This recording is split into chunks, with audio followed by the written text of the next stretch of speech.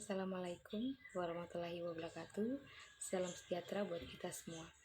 Perkenalkan, nama saya Yolanda, NIM 1870474, mahasiswa dari Universitas Negeri Manado, Fakultas Ilmu Keolahragaan, Program Studi Ilmu Kesehatan Masyarakat.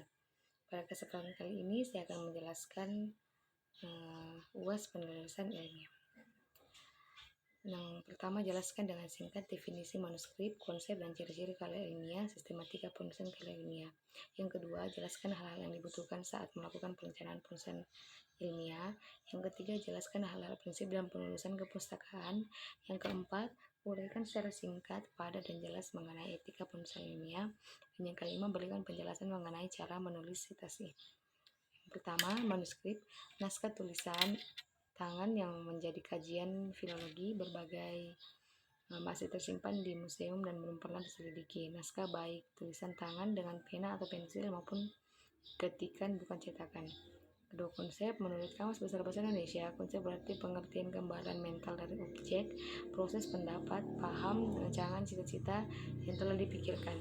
Agar segala kegiatan berjalan dengan sistematis dan lancar, dibutuhkan suatu perencanaan yang mudah dipahami dan dimengerti.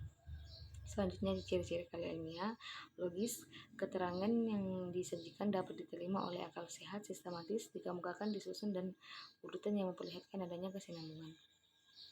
Objek keterangan yang dikemukakan merupakan apa adanya, lengkap, masalah yang diungkapkan dikupas selengkap-lengkapnya. Lugas artinya pembicaraan langsung kepada hal-hal pokok. Saksama artinya berusaha menghindarkan diri dari segala kesalahan betapapun kecilnya. Jelas artinya segala keterangan yang dikemukakan dapat mengungkapkan maksud secara jernih, kebenaran dapat diuji atau empiris, terbuka yakni konsep atau pandangan keilmuan dapat berubah seandainya muncul pendapat baru,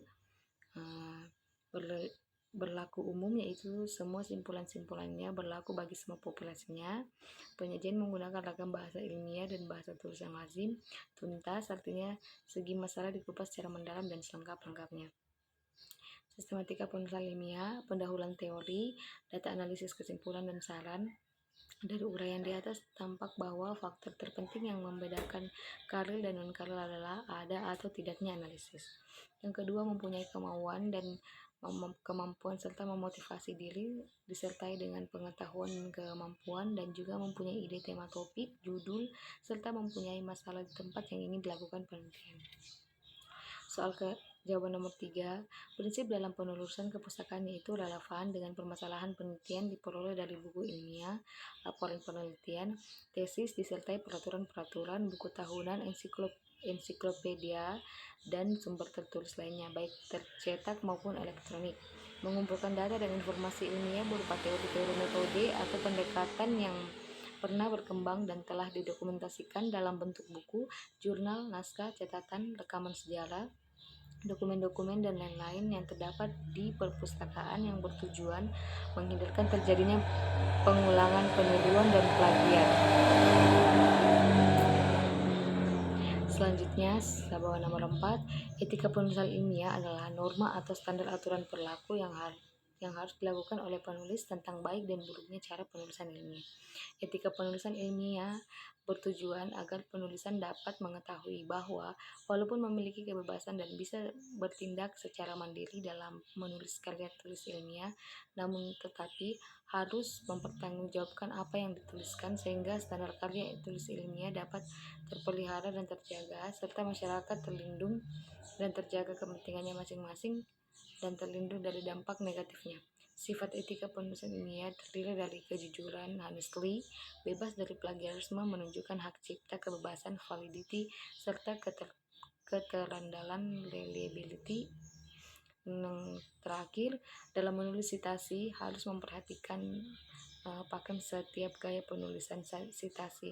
Berikut ini merupakan cara penulis citasi yang dalam beberapa tahap. Yang pertama itu, tentukan terlebih dahulu gaya penulisan citasi yang akan dipakai. Kedua, setiap kita melakukan pengutipan, perhatikan jenis citasi yaitu citasi langsung dan tidak langsung. Yang ketiga, memperhatikan apakah citasi ditulis di daftar pustaka, endnote, footnote, atau body note. Yang terakhir, perhatikan ketentuan menulis citasi berdasarkan gaya penulisan ilmiah, misalnya menggunakan apa style, Maka perhatikan ketentuan penulisan sitasi yang terletak di footnote, body note, atau daftar pustaka serta penulisan sitasi langsung dan tidak langsung. Sekian dari saya, terima kasih.